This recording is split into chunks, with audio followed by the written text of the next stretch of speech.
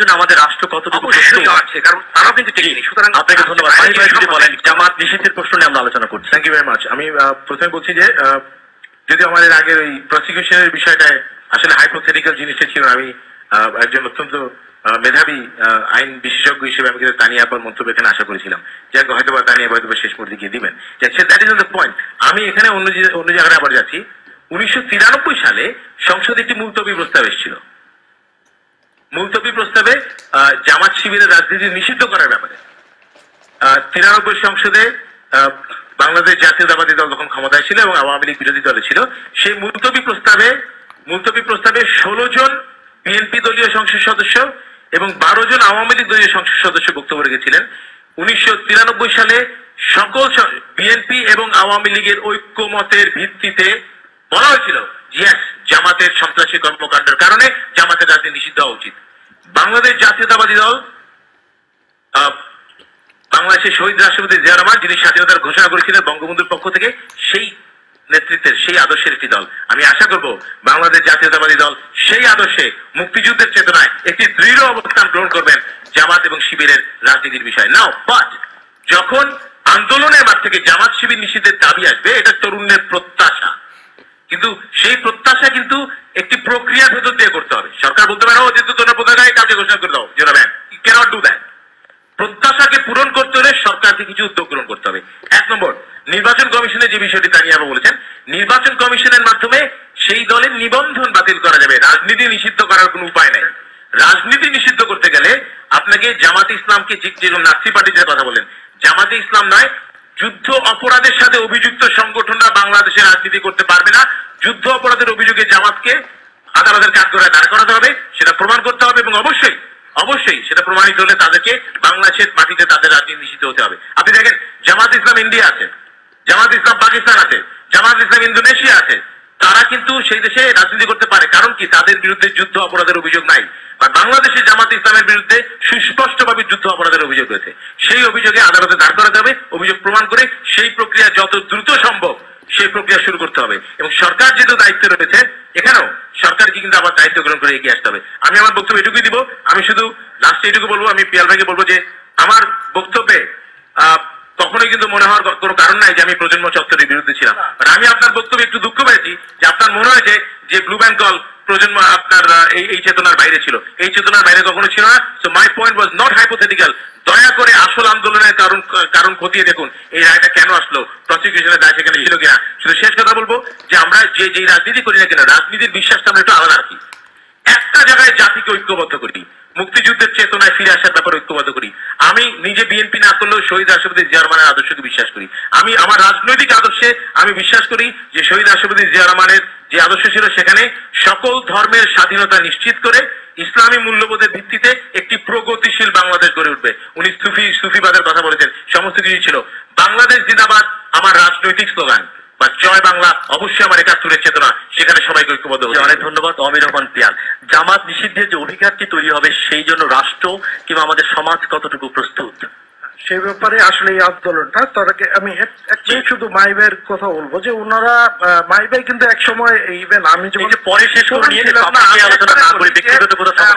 এরকম একটা আইডল হিসেবে নিজেকে কিন্তু আনতে পারতেন, কিন্তু পলিটিক্স এর সীমাবদ্ধতাটুকু উনি নিজেও জানেন যে চাপগুলো, তো উনি ব্যর্থ হয়েছেন হয়তো। কিন্তু যাই হোক, মূল তো আমাদের যে চেতনার জায়গাটা এবং ওই জামাত ইসলামী প্রসঙ্গে সেটুকুতে বলি যে প্রজন্মের প্রজন্ম চত্বরের পালসটা কি, একদম বেসিক পালসটা হচ্ছে বাংলাদেশের রাজনীতি করতে হলে 71-এর চেতনা নিয়ে করতে হবে। যারা পক্ষে সরকার গঠন করবেন এবং যারা বিরোধী দলে থাকবেন, এটা কিন্তু বারবার আমরা বলে আসছি। এবং চেতনার বিরোধী গিয়ে, স্বাধীনতার বিরোধী গিয়ে পতাকা পোড়ানো নিয়ে কেউ বাংলাদেশের রাজনীতি করে যেতে পারবে না। আমাদের এখানে যে আমি আমার খুনিদের গাড়িতে দেবো, এখন অনেকে বলে কেন উঠলো বা এদের সাথে কেন আসলে, এগুলো বাদ। ওকে, আপনাকে ধন্যবাদ মিস্টার আন্দাবিল্লাহ পাত্র, প্লিজ। আপনাকে ধন্যবাদ। আমি আসলে কি আমাদের শেষ বক্তব্য? একদম শেষ। এরপর কি আমরা সুযোগ পাবো? তাহলে আমি দুইভাবে জিনিসটা বলি। আমরা ভাই যেটা বললেন যে যারা রাজনীতি করে তাদের অনেক সীমাবদ্ধতা থাকে, হ্যাঁ, যেটা মাহি ভাইয়ের কথা বলেন, আসলে রাজনীতি করলে যারা অনেকের সীমাবদ্ধতা থাকে, অনেক স্ট্র্যাটেজি থাকে, অনেক আবেগে আমরা অনেক কিছু করি না, অনেক কথা আমরা বলি না। আমার মনে হয় যেই সরকারি জামাতকে ব্যান করতে চায় বা জামাতকে বাদ দিতে চায়, যেই যত বলুক যেটা কোনো প্রবলেমই না, কেটে দেওয়া যাবে, এই করে দেওয়া যাবে, ওই করে, যে প্রধানমন্ত্রীর আসনে বসা, যে রাষ্ট্র পরিচালনা করে, সে জানে যে এটার কত আওয়াজ, কত কত কত, বিকজ আরো অন্যান্য অনেকেরই তো বসে আছে, তাই না? গণতন্ত্র হুমকির মুখে। এমন যদি হতো যে কোনো রাজনৈতিক দল এত পপুলার যে সবাই তার জন্য, যাদের অবস্থাটা একটু প্রিক্যারিয়াস, বিভিন্ন ভাবে দুর্নীতি অনেক কিছু, যে যাদের মোড়ক লাগানো, তাদের অনেক ধরনের এক্সট্রা, মানে এই ধরনের কাজ করতে গেলে তারা চিন্তা করে, স্পেশালি এই ধরনের সময় আসার সময়। সো পলিটিশিয়ানরা পলিটিক্যালি ডিসিশন নিবে, বা তার মানে এই না যে চেতনায় বিশ্বাসী না। আমি তো বারবারই বলি যে আমরা যারা মুক্তিযুদ্ধের মানে প্রোডাক্ট, যারা বেসিক্যালি এদের স্বাধীন, তাই তো আমার মতো ছেলে আজকে পার্লামেন্টে যে এত বড় বড় কথা বলতে পারি, আমরা এত কিছু করতে পারি। আমরা সবাই চাই যে ৭১-এর চেতনা নিয়েই জানি আমরা রাজনীতি করি। আর একটু আমি সময় নেব, আমি পিয়াল ভাইকে বলবো যে কথাটা আমি আরম্ভ করেছিলাম, যে আমি কিন্তু আন্তরিকভাবে অত্যন্ত মানে খুশি ও আনন্দিত to see the younger generation, যে কোনো ইস্যুই হোক, যে তারা এক হয়েছে। এটা স্বাভাবিক, পলিটিশিয়ানরা আমরা যারা পলিটিক্স করে আমরা এটা বেনিফিট নিতে চাবো, বাট আমি এটাই জানি বলছি যে এতেই যদি শেষ হয়ে যাবে না, কিন্তু এই আন্দোলন যদি ৫ জন যুদ্ধাপরাধীকে বিচার করে দিব, আরেকটা কথা দেবে সকল যুদ্ধাপরাধী, এটা খুব ইম্পর্টেন্ট, বিকজ এটা অনেক পার্টিসান হয়ে যায়, শুধু জামাতের যুদ্ধাপরাধী বিচার, এই ব্যাপারটা মাথায় রাখতে হবে যে সকল যুদ্ধাপরাধী যেই হোক সেটা করতে হবে।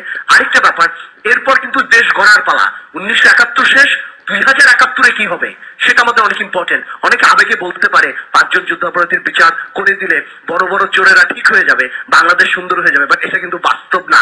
আমি চাই যে এই জিনিসটা দরকার পড়লে ইয়াং জেনারেশনরা চালু রাখুক, যাতে আমরা যারা যেই ক্ষমতায় আসুক সামনে, দুর্নীতি থেকে আরম্ভ করে, প্রজন্ম থেকে আরম্ভ করে, সংসদ থেকে আরম্ভ করে, ইভেন সবকিছুতে জাতীয় ইস্যুতে যদি এরকম একটা চাপ সরকারের উপরে। অনেক ধন্যবাদ।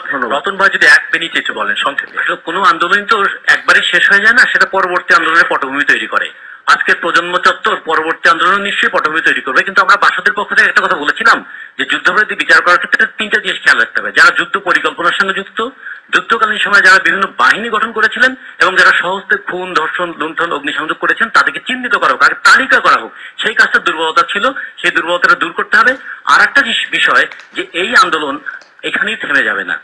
বন্যার সময় যেমন গোটা দেশ প্লাবিত হয়ে যায়, পরে মানুষ বলে পানি তো চলে গেছে, পানি চলে যায় না, সে পলি রেখে যায়, তার উপর আবার নতুন করে স্বপ্নের বীজ বনে মানুষ। অনেক তেমনি করে এই আন্দোলন হয়তো একদিন থেমে যাবে, কিন্তু যে পলিটা রেখে গেল তা পরবর্তী আন্দোলন তৈরি হবে।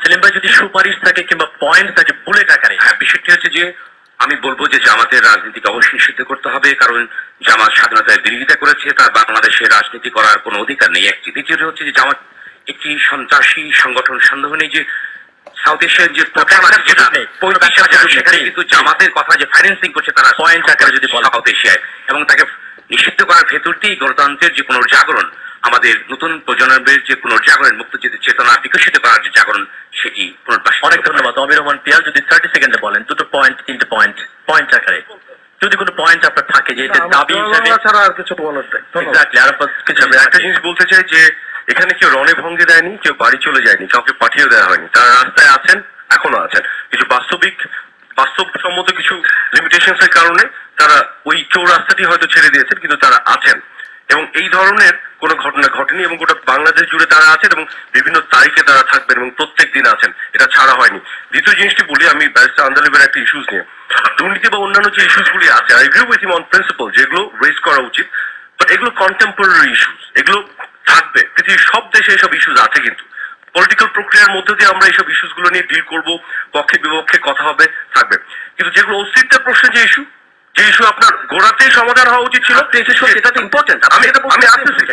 এখন এই অস্তিত্বের প্রশ্নের গোড়ার যে ইস্যুগুলি, যেগুলো আমাদের বিভক্ত করে রেখেছে, যার ফাঁক ফোকরে আরো দুর্নীতি ঢুকছে, আরো আইন শৃঙ্খলা, আরো সমস্যা, আমরা 40 বছরে ফয়সালা করতে পারিনি, যেগুলো অনেক ধন্যবাদ। আমাদের এটা ফিক্স করতে হবে এবং সবার সমর্থন চাইতে হবে। এটা বললে হবে না আওয়ামী লীগ করে ফেলুক না কেন, কিন্তু আমি মনে করি নৈতিকভাবে সবার এখানে আসতে হবে। সকল যুদ্ধ এই যে খুব স্পষ্ট যে যুদ্ধাপরাধ যদি আওয়ামী লীগের মধ্যে থাকে, আমরা অবশ্যই শীর্ষ যুদ্ধাপরাধীদের দিয়ে শুরু করা হয়েছে, বাট আমরা বলেছি, শাহবাগ চত্বর থেকে বলা হয়েছে যে এই ট্রাইব্যুনাল মানে it's a never ending process, সারা জীবন চলতে থাকবে একটা যুদ্ধাপরাধী পর্যন্ত।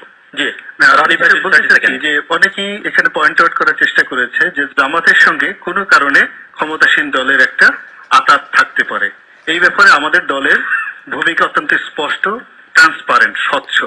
কোন অবস্থাতেই পূর্বের চার যদি পশ্চিমে ওঠে তাহলেও এই জামাতের সাথে বাংলাদেশ আওয়ামী লীগের কোনো নীতি এবং নৈতিকতার বিষয় ঐক্য হতে পারে না। Number one. নাম্বার টু হলো যে মাননীয় প্রধানমন্ত্রী এবং আমাদের সরকারের কর্তা ব্যক্তিরা ইতিমধ্যে বলে দিয়েছেন জামাতের ব্যাপারে আমাদের আর কোনো অবস্থাতে ফিরে যাওয়ার কোনো উপায় নেই।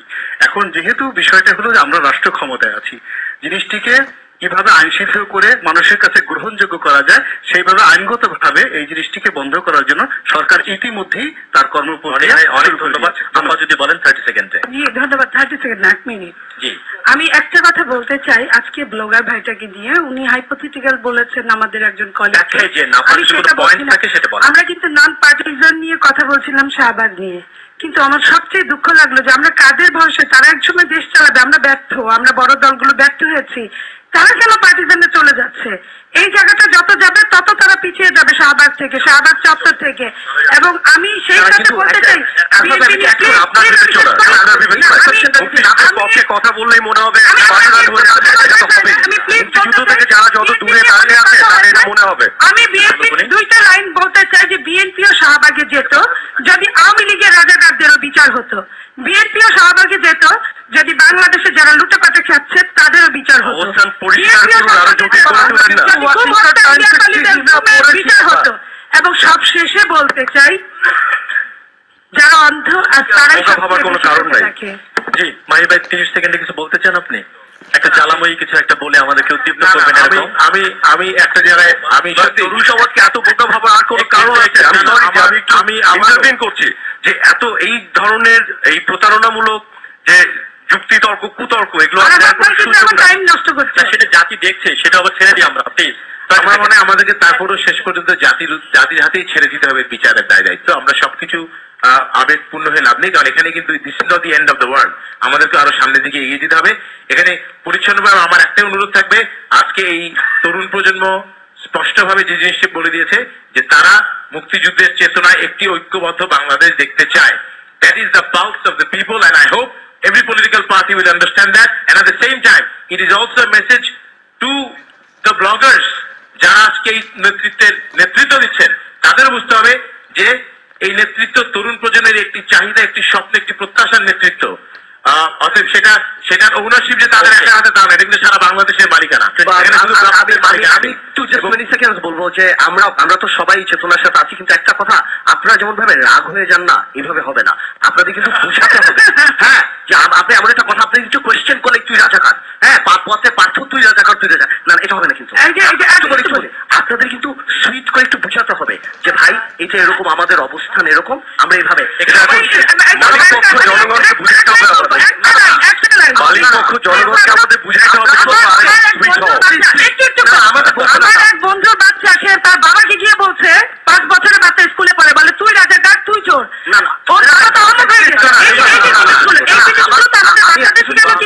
আমরা সবাই একাত্তরের চেতনায় আছি, সবাই। আপনারা একটু ক্লারিফাই করে যে জিনিসটা হয়েছে রাকিবের ব্যাপারটা আপনি যদি আরো সুন্দর করে ক্লারিফাই করতেন ভাই, তাহলে অনেকখানি বাঁচা। এটা অ্যাবসলিউটলি ক্লারিফাই করা হয়েছে এবং বাংলাদেশের মানুষ জানে এই প্রতারকদের যারা রাজীবকে ঘিরে যে সিচুয়েশন ক্রিয়েট করছে, এটা আমাদের কাছে জানা। আমরা আপাকে যে শেষ করবো, আপা প্লিজ। ধন্যবাদ, অশেষ ধন্যবাদ। আমি কথাটা আবারও রিপিট করবো, বিকজ এটা খুবই জরুরি আমার মনে হয় দর্শকদের জন্য। আমার মনে হয় এটা আমি যে ভিউটা বলছি এটা হয়তো অনেকেরই ভিউ। এটা বলতে আজকে 40 বছর ধরে আমাদের রাজনীতিবিদরা একে অপরকে উপদেশ দিয়েছেন কি তাদের করা উচিত, কি করা উচিত না, কিন্তু তারা আমাদেরকে শাহবাগের মতো কোনো কিছু উপহার দিতে পারেননি। আমরা যেটা উপহার পেয়েছি যে আজকে 17-18 দিন, অনেক সময় এখানে আপনার সংস্কৃত যেটা হয়েছে এটা যদি নাটক হয়, I would hope and pray রাজনৈতিক দলগুলো আমাদেরকে এরকম একটা নাটকই উপহার দেন যদি সত্যিকার এটা নাটক হয়ে থাকে। তো ওনাদের উপদেশটা মোটেও সাজছে না, এবং বাচ্চাদেরকে নিয়ে আমরা সবসময় মনে করি যে তারা গুলিয়ে ফেলবে, পারবে না, উপদেশ দিতে হবে। আমার মনে হয় আমরা যারা সিনিয়র হয়ে গেছি এবং আমাদেরও যারা সিনিয়র আছেন, যথেষ্ট রাজনীতি হয়েছে, ইটস টাইম উই রিটায়ার। এবং এই প্রজন্মতে যারা আছে তাদেরকে আর একটা কথা বলবো, প্লিজ এটা বলতেই হবে, সেটা হচ্ছে যে লাস্ট কথা যেটা, যে আমি একজন বাংলাদেশের নাগরিক, সংবিধানের উপর আস্থা রাখি। সংবিধানের সঙ্গে সাংঘর্ষিক কোন দল যে মুহূর্ত থেকে সংবিধান প্রণয়ন হয়েছে সেই মুহূর্ত থেকে এরকম কোন দল কোএক্সিস্ট করতে পারে না, অটোমেটিক্যালি ভয়েড। তো এই জন্য আমি বলবো যে it is just waiting a official declaration, it is automatically হয় না। এবং আলোচকদেরকে অনেক ধন্যবাদ আসবার জন্য, এই বিষয়ে কথা বলবার জন্য। সেটা কিভাবে আজকের হবে? আলোচনা যদি We are আমরা waiting to see. প্রধান পয়েন্ট বের করতে পারি তাহলে সেটি যেটা বলা হয়েছে যে যুদ্ধপরাধ কিংবা